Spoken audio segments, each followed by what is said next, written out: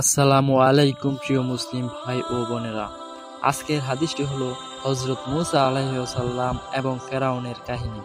ঐতিহাসিক বর্ণনা অনুযায়ী ফেরাউনের জাদুকরদের সাথে শক্তি পরীক্ষার ঘটনার পর মুসা আলাইহিস সালামের ন্যূনতম ২০ বছর যাবৎ মিশরে অবস্থান করে সেখানকার অধিবাসীদেরকে আল্লাহর বাণী শোনানো এবং সত্য ও সরল পথের দিকে দাওয়াত দিতে থাকেন।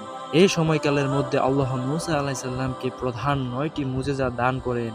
মোট নির্দেশনের সংখ্যা দাঁড়ায় ১০টি, যার মধ্যে প্রথম দুটি শ্রেষ্ঠ মুজিজা ছিল অলৌকিক লাঠি ও অলকময় হস্ততালু, যার পরীক্ষা শুরুতেই ফেরাউনের দরবারে এবং পরে জাদুকরদের সম্মুখে হয়ে গিয়েছিল। এরপর বাকিগুলো এসেছিল ফেরাউনি কওমের হেদায়েতের উদ্দেশ্যে, তাদেরকে সাবধান করার জন্য। মূলত দুনিয়াতে প্রেরিত সকল এলাহি গজবের মূল উদ্দেশ্য থাকে মানুষের হেদায়েত। প্রথম দুটি এবং মুসার ব্যক্তিগত তুতলামি দূর হওয়াটা বাদ দিয়ে বাকি ৮টি নির্দেশন নিম্নে বর্ণিত হলো। প্রথম নির্দেশন দুর্ভিক্ষ। মুসা আলাইসাল্লাম এর দোয়া কবুল হওয়ার পর ফেরাউনি সম্প্রদায়ের উপরে প্রথম নির্দেশন হিসেবে দুর্ভিক্ষ গজব নেমে আসে। যেমন আল্লাহ বলেন, আমরা পাকড়াও করলাম ফেরাউনের অনুসারীদেরকে দুর্ভিক্ষের মাধ্যমে এবং ফল ফসলের ক্ষয়ক্ষতির মাধ্যমে, যাতে তারা উপদেশ হাসিল করে। নিরীহ বনু ইসরায়েলগণের উপরে দুর্দশ ফেরাউনি জুলুম প্রতিরোধে এটা ছিল মজলুমদের সমর্থনে আল্লাহর প্রেরিত প্রথম হুঁশিয়ারি সংকেত। এর ফলে তাদের ক্ষেতের ফসল ও বাগ বাগিচার উৎপাদন চরমভাবে হ্রাস পেয়েছিল। খাদ্যভাবে তাদের মধ্যে হাহাকার পর্যায় হলে কোনো উপায়ান্তর না পেয়ে ফেরাউনি সম্প্রদায়ের নেতা মুসা আলাইসাল্লাম এর কাছে এসে কাকুতি মিনতি করতে থাকে। যেমন আল্লাহ বলেন, কাফির ও ফাসিকদেরকে জাহান্নামের কঠিন শাস্তির পূর্বে দুনিয়াতে আমরা অবশ্যই লঘু শাস্তি আস্বাদন করব, যাতে তারা আমার দিকে ফিরে আসে। মজলুম বনু ইসরায়েলদের কাতর প্রার্থনা এবং মুসা ও হারুনের দোয়া আল্লাহ কবুল করেছিলেন। সে মতে সর্বপ্রথম অহংকারী ফেরাউনি কওমের দুনিয়াবি জুলুম ও সম্পদ রাজি ধ্বংসের গজব নেমে আসে। এরপর আসে অন্যান্য গজব, যার নির্দেশন সমূহ। আমরা সেগুলি একে একে বর্ণনা করার প্রয়াস পাব, যাতে এ যুগের মানুষ তা থেকে উপদেশ হাসিল করে। মোট নির্দেশনা সমূহ যা মিশরে প্রদর্শিত হয়: নাম্বার ১, লাঠি; নাম্বার ২, প্রদীপ্ত হস্ততালু; নাম্বার ৩, দুর্ভিক্ষ; নাম্বার ৪, তুফান; নাম্বার ৫, পঙ্গপাল; নাম্বার ৬, উকুন; নাম্বার ৭, ব্যাঙ; নাম্বার ৮, রক্ত; নাম্বার ৯, প্লেগ; নাম্বার ১০, সাগরডুবি। মুসা আলাইসাল্লাম অবশেষে দোয়া করলেন, ফলে দুর্ভিক্ষ রহিত হয়ে গেল এবং তাদের বাগ বাগিচা ও মাঠ ময়দান পুনরায় ফল ফসলে ভরে উঠল। কিন্তু ফেরাউনি সম্প্রদায় এতে আল্লাহর শুকরিয়া আদায় না করে বরং অহংকার স্ফীত হয়ে খুদ মুসাকেই দায়ী করে তাকে অলক্ষণে অপয়া বলে গালি দেয় এবং উদ্যতভাবে বলে ওঠে যে, আমাদের উপরে জাদু করার জন্য তুমি যে নির্দেশনা নিয়ে আসো না কেন, আমরা তোমার উপর কোনো মতে ঈমান আনব না। আল্লাহ বলেন, অতঃপর আমরা তাদের উপর পাঠিয়ে দিলাম তুফান, পঙ্গপাল, উকুন, ব্যাঙ, রক্ত প্রভৃতি বহুবিধ নির্দেশন একের পর এক। এরপরও তারা অহংকার করতে থাকল। বাস্তবত তারা ছিল পাপী সম্প্রদায়। অত্র আয়াতে দুর্ভিক্ষের পর ৫টি গজব নাজিলের কথা বলা হয়েছে।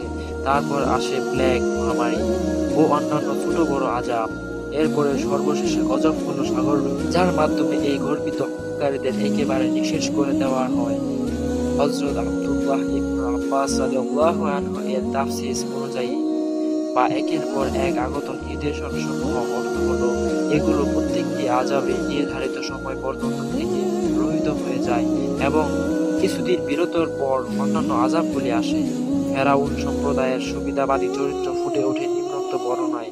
যেমন আল্লাহ বলেন, আর যখন তাদের উপর কোনো আযাব পতিত হয়, তখন তারা বলতো, হে মুসা, তুমি আমাদের জন্য তোমার প্রভুর নিকট দোয়া করো, যা ওয়াদা তিনি তোমাকে দিয়েছেন। যদি তুমি আমাদের উপর থেকে এই আযাব দূর করে দাও, তাহলে অবশ্যই আমরা তোমার উপর ঈমান আনব এবং তোমার সাথে বনু ইসরায়েলদের অবশ্যই পাঠিয়ে দিব। অতঃপর যখন আমরা তাদের উপর থেকে আযাব উঠিয়ে দিতাম, যে পর্যন্ত তাদের পৌঁছানোর উদ্দেশ্য হতো, তখন তারা প্রতিশ্রুতি ভঙ্গ করত। নির্ধারিত সময় মেয়াদ কত ছিল সেই বিষয়ে বিভিন্ন বক্তব্য রয়েছে, যার প্রায় সবই ধারণাপ্রসূত। অতএব আমরা তা থেকে বিরত রইলাম। এই ব্যাপারে কুরআনে একটি মৌলিক বক্তব্য এসেছে এভাবে যে, যখন তাদের শুভ দিন ফিরে আসতো তখন তারা বলতো যে এটাই আমাদের জন্য উপযুক্ত। পক্ষান্তরে অকল্যাণ উপস্থিতি হলে তারা মূসা ও তার সাথীদের অলক্ষণে বলে অবহিত করত, জেনে রাখো যে তাদের অলক্ষণে চরিত্র আল্লাহর ইলমে রয়েছে, কিন্তু তাদের অধিকাংশ তা জানে না। এতে বোঝা যায় যে একটা গজব শেষে হওয়ার পর শুভদিন আসতে এবং পিছনের ভয়াবহ দুর্দশার কথা ভুলতে ও পুনরায় গর্ভস্ফীত হতে নিশ্চয় বেশ দীর্ঘ সময়ের প্রয়োজন হতো। আমরা পূর্বে ঐতিহাসিক বর্ণনায় জেনেছি যে জাদুকরদের সাথে পরীক্ষার পর মূসা আলাইহিসসালাম 20 বছরের মতো মিশরে ছিলেন।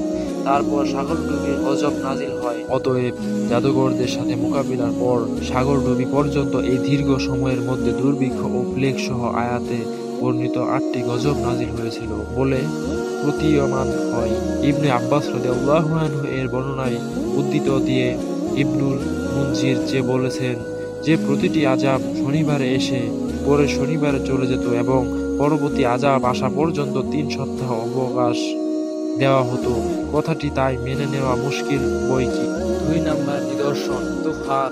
দুর্ভিক্ষের পরে মূসা আলাইহিসসালাম এর দোয়ার বরকতে পুনরায় ভরা মাঠ ও ভরা ফসল পেয়ে ফেরাউন সম্প্রদায় পিছনের সব কথা বলে যায় ও গর্বে স্ফীত হয়ে মূসা আলাইহিসসালামের বিরুদ্ধে অপবাদ রটাতে থাকে। তারা সাধারণত লোকদের ঈমান গ্রহণে বাধা দিত। তারা তাদের প্রতিজ্ঞা ভঙ্গ করে পুনরায় ঔদ্ধত্য প্রকাশ করতে থাকে, ফলে তাদের উপর গজব আকারে প্লাবন ও জলোচ্ছ্বাস নেমে আসে, যা তাদের মাঠ ঘাট বাগান ফসল ঘরবাড়ি সব ভাসিয়ে নিয়ে যায়। এতে ভীত হয়ে তারা আবার মূসা আলাইহিসসালামের কাছে এসে কান্নাকাটি শুরু করে।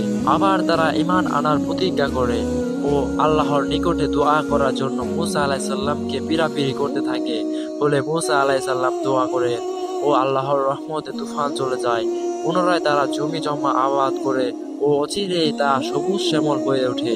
এই দৃশ্য দেখে তারা আবার অহংকারী হয়ে ওঠে এবং বলতে থাকে, আসলে আমাদের জমির উৎপাদন ক্ষমতা বৃদ্ধি করার জন্যই প্লাবন এসেছিল, আর সেই কারণে আমাদের ফসল এবার সর্বকালের রেকর্ড ভঙ্গ করেছে ও বাম্পার ফসল হয়েছে। আসলে আমাদের কর্মদক্ষতার ফল হিসেবে এটাই উপযুক্ত। এভাবেই তারা অহংকারের মত্ত হয়ে আবার শুরু করলো বনি ইসরায়েলদের উপরে জুলুম অত্যাচার। ফলে নেমে এলো 3য় গজব। 3য় নিদর্শন হলো পঙ্গপাল। পঙ্গপাল একদিন হঠাৎ হাজার হাজার পঙ্গপাল কোথা থেকে ঝাঁকে ঝাঁকে এসে ফেরাউনদের সব ফসল খেয়ে সাফ করে দেয়। তারা তাদের বাগ বাগিচার ফল ফলাদি খেয়ে সাবার করে ফেললো, এমনকি কাঠের দরজা জানালা আবাসপত্র পর্যন্ত খেয়ে শেষ করলো।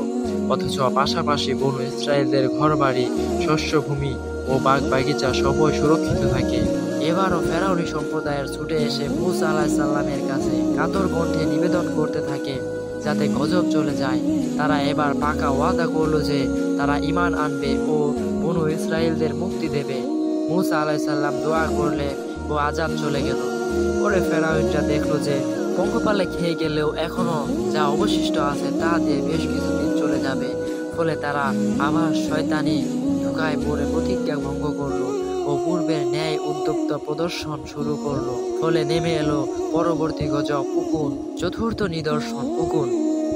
উকুন সাধারণত মানুষের মাথায় চুলে জন্মে থাকে, তবে এখানে ব্যাপক অর্থে ঘুন পোকা ও কেরি পোকাকেও গণ্য করা হয়েছে, যা ফেরাউনদের সকল প্রকার কাঠের খুঁটি দরজা জানালা খাট পালঙ্ক ও আসবাবপত্রে এবং খাদ্যশস্যে লেগেছিল। তাছাড়া দেহে সর্বত্র সর্বদা উকুনে কামড়ে তারা অতিষ্ঠ হয়ে উঠল।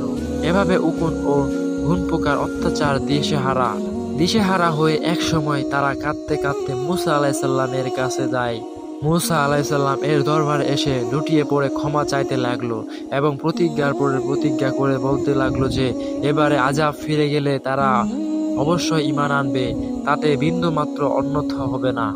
মূসা আলাইহিসসালাম তাদের জন্য দোয়া করলেন এবং আযাব চলে গেল, কিন্তু তারা কিছুদিনের মধ্যে প্রতিজ্ঞা ভঙ্গ করল এবং পূর্বের ন্যায় অবাধ্য আচরণ শুরু করলো।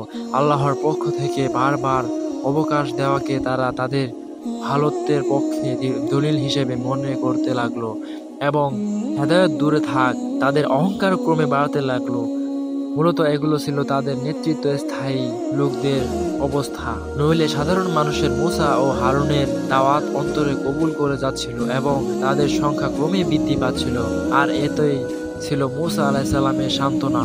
আল্লাহ বলেন, যখন আমরা কোনো জনপদকে ধ্বংস করার ইচ্ছা করি তখন সেখানকার নেতৃত্ব স্থানীয় ব্যক্তিদেরকে উদ্যুক্ত করি, অতঃপর তারা পাপাচারে লিপ্ত হয় বলে উক্ত জনগোষ্ঠীর উপরে আদেশ অবাধারিত হয়ে যায়। অতঃপর আমরা উক্ত জনপদকে সমূলে বিধ্বস্ত করি। ফেরাউনীদের উপরে সেই অবস্থা এসে গিয়েছিল। তাদের নেতারা স্বাভাবিক বুদ্ধি বিবেচনা হারিয়ে ফেলেছিল। তারা তাদের লোকদের বোঝাতে লাগলো যে এইসব মুসার জাদুকর খেলা, আসলে আল্লাহ বলে কিছুই নেই। ফলে নেমে এলো এবার ব্যাং এর গজব। পঞ্চম নিদর্শন, ব্যাং। ব্যাং বারবার বিদ্রোহ করা সত্ত্বেও এ দয়ালু আল্লাহ তাদের সাবধান করার জন্য ও আল্লাহর পথে ফিরিয়ে আনার জন্য পুনরায় গজব পাঠালেন। এবার এলো ব্যাং। ব্যাং ব্যাং ভরে গেল তাদের ঘর বাড়ি, হাড়িপাতি, জামা কাপড়, বিছানাপত্র সবকিছু। বসতে ব্যাং, খেতে ব্যাং, চলতে ব্যাং, গায়ে মাথায় সর্বত্র ব্যাঙের লাফালাফি। পুরো জায়গায় বসা মাত্র শত শত ব্যাঙের নিচে তলিয়ে যেতে হতো। এই নরম জীবটির সরস অত্যাচারে পাগল পড়া হয়ে উঠল পুরা ফেরাউনি জনপদ। অবশেষে কান্নাকাটি করে ও কাকুতি মিনতি করে তারা এসে ক্ষমা প্রার্থনা করতে লাগলো মুসা আলাইহিস সালামের কাছে। এবার পাকাপাকি ওয়াদা করলো যে আযাব চলে যাবার সাথে সাথে তারা ঈমান আনবে, কিন্তু না যথাপূর্ব তথা পরম। ফলে পুনরায় গজব অবশ্যভাবী হয়ে উঠল। এবার এলো রক্ত। ষষ্ঠ নিদর্শন, তাদের অহংকার ঔদ্ধত্য চরমে উঠে হঠাৎ একদিন দেখা গেল রক্ত, খাদ্য ও পান পাত্রের রক্ত, কুয়া ও পুকুরের রক্ত, তরি তরকারিতে রক্ত, কলসি বালতিতে রক্ত। একই সাথে খেতে বসে বনু ইসরাইলদের থালা বাটি স্বাভাবিক, কিন্তু ফেরাউনি কিবতীর থালা বাটি রক্তে ভরা। পানি মুখে নেওয়া মাত্র গ্লাস ভর্তি রক্ত। অহংকারী নেতারা বাধ্য হয়ে বনু ইসরায়েলদের মজলুমদের বাড়িতে এসে খাদ্য ও পানি ভিক্ষা চাইত, কিন্তু যেমনই তাদের হাতে পা পৌঁছিত অমনি সেগুলো রক্তে পরিণত হয়ে যেত। ফলে তাদের খাওয়া দাওয়া বন্ধ হয়ে গেল। না খেয়ে তাদের মধ্যে হাহাকার পড়ে গেল। অবশেষে পূর্বের ন্যায় আবার এসে কান্নাকাটি। মুসা আলাইহিস সালাম আল্লাহর নিকটে প্রার্থনা করলেন বলে আযাব চলে গেল, কিন্তু ওই নেতাগুলো পূর্বের মতোই তাদের গুমরাহিতে অনড় রইল এবং ঈমান আনলো না। তাদের এই ফটকারিতা ও কপট আচরণের কথা আল্লাহ বর্ণনা করে অতঃপর তারা আত্মঘরিতা দেখাতে লাগল। বাস্তবত এরা ছিল পাপাসক্ত জাতি। ফলে নেমে এলো আবার প্লেগ মহামারী। সপ্তম নিদর্শন, প্লেগ। রক্তের আযাব উঠিয়ে নেবার পর যখন ওরা ঈমান আনলো না, তখন আল্লাহ ওদের উপরে প্লেগ মহামারী প্রেরণ করে। অনেকে এটাকে বসন্ত রোগ বলেছে, যাতে অল্প দিনেই তাদের 70,000 লোক মারা যায়, অথচ বনু ইসরায়েলরা ভালো থাকে। এলাহি গজবের সাথে সাথে এগুলি ছিল মুসা আলাইহিস সালামের মুজিজা এবং নবুয়তের নিদর্শন।